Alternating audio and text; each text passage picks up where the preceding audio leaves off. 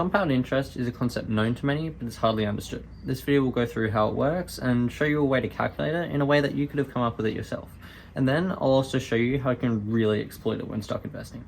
Let's start with the riddle, which you'll be able to properly understand and answer by the end of the video, but I want you to put your answer in the comments after I tell you now. So, would you like to get $1 million today, or get a magical cent, which starts at $1 given to you today, then it doubles to 2 cents tomorrow and 4 cents the day after? So you could either stay safe with $1 million now, or you can gamble on this magical cent, which after 30 days might be worth $1 million or more, but maybe less. Another example that I've heard, and it's probably the most common one that you'll hear relating to compound interest, and it's that if you had a piece of paper and you doubled it, stacking it on top of each other, and kept doing this step over and over, how many times would it take for that stack to reach the moon? I'll give you a sneak peek. It is only 42 times, and I'll explain it later. This rate is just so hard to comprehend. If you really think about it, half of the value is made in that last step, every single time. It's pretty easy to think about. If it doubles every time, then the step before it is half the value. But if you look at the scale of 10, maybe even 20 doubles, then the compounding really shows its ability. You've probably heard of interest in general, and it's probably the simple type, which is just one step in this large compounding scale.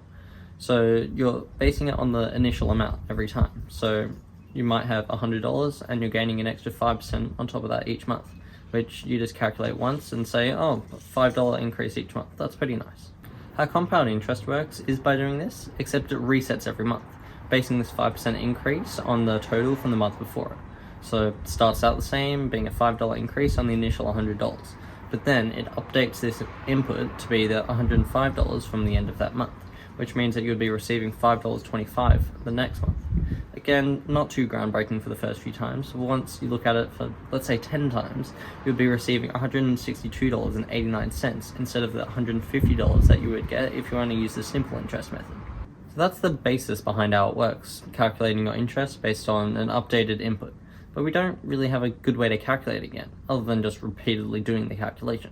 So we have to break it down so that we can come up with a concise equation to figure out how much it is after 50 months even. The first term is just what you start with, called the principal.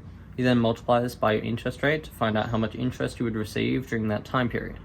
But we want this to give us a running total, so we would then have to update this to be 1 plus our interest rate. So the next thing we need to do is try and figure out how to make it compound. So let's just look at the next term to try and figure it out. So what we're doing is multiplying it by the same number to get the next term. So I know I'm getting into some pretty wacky stuff at school in maths, but I'm pretty sure I remember something that can help here. Oh yeah, so if you have a number and you multiply it by itself, then that's the same as squaring it. And it even works for even higher numbers. So what this is called is the exponent, or the power. It's a small number above what we're looking at, and it's a count for how many times we want to multiply it by itself. And we can put this into our initial formula and just put a 10 up there, and it gives us the same number as before, as if we'd calculated the 5% monthly increase for 10 months by hand. So from our examples way back at the start of the video, we can just plug those numbers in and figure out that you would end up with a lot more than $1 million. And the thing is, that's just how much you receive on that 30th day, let alone the amount that you're given on each day before that. A crazy way to find this total is you just calculate the next value, which would be what you would be given on the 31st day if it still continued. And then you just subtract the initial value off of this, and it gives you a total for all of the values before it added together. The paper example is also pretty easy to think about if you have the formula. So you first just need to grab the average distance between the Earth's surface and the Moon's surface, and then you just keep doubling the thickness of a piece of paper until you get to the same distance or more. Getting back to how you can exploit this when stock investing, you can probably see how it directly ties into the share's value. So when talking about its change in value in terms of percentages, a 5% increase 2 days in a row means an overall 10.25% increase. Now, compound interest doesn't only directly tie into the stock price, because dividends are also a percentage of the stock price, and you're paid based on that number multiplied by how many shares you have. So if you set up a reinvestment plan where all these dividends go directly back into buying more of the same share, the next time you're paid dividends, you'll have more shares, and therefore you'll receive more dividends, and you'll be able to buy more shares than before.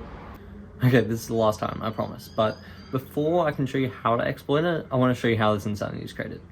So compounding interest compounded for smaller time periods actually gives you more money overall. So if you compounded monthly instead of yearly, then you'll end up with more. And you can figure this out by just understanding how the different values in our formula work. The exponent is used to say how many terms or amount of time periods that you want to calculate this interest for. And then the rate just has to be in the same time period to work. So if you want to move from a yearly to a monthly time period, you have to divide the rate by 12 and then also multiply the number of terms by 12 so that you're still looking at the same overall time period. As an example, let's look at 10 years of compounding interest on an initial $1,000. So we'll use the same 5% yearly interest that we've been using from before, and we'll look at 4 different scales. So yearly interest, biannual interest, which is twice a year, quarterly interest, which is once every 3 months, and then finally the monthly interest. We can see how as you break the time periods down into smaller chunks, your changes between values also start to diminish. But over the course of a year, these jumps do actually end up being more than just the normal yearly interest. And it means that once we calculate it over a few years, this small change ends up becoming quite prominent. So finally, if you want to bring this all to dividends and really exploit the effect, then you firstly want to find shares that have a high dividend yield, which is the percentage of the dividend's value compared to the share value. But you also want to look for shares that are paying dividends on a more regular basis, moving towards the quarterly or biannual payments instead of just the yearly. That's all for me today. I've been Tom, and I'm signing off on yet another Tom's Money Magic video. See ya!